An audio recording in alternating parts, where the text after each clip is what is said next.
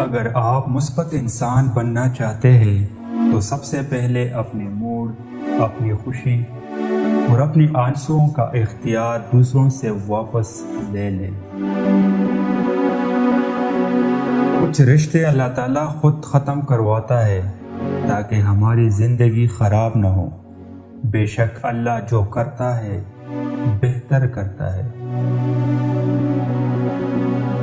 طاقت اور جہالت دونوں کسی دلیل کو نہیں مانتے۔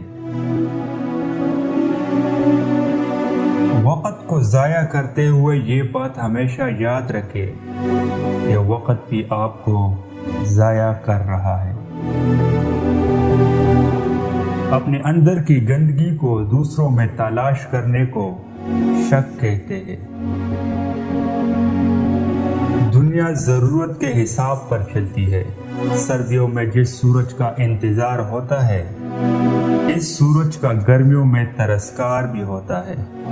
آپ کی قیمت تب ہوگی صاحب جب آپ کی ضرورت ہوگی۔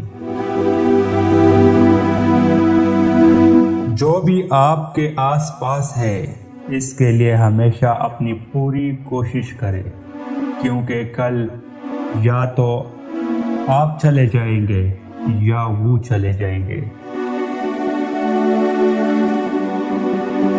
چھین جانے میں بھی ہوتی ہے مصلحت خدا کی۔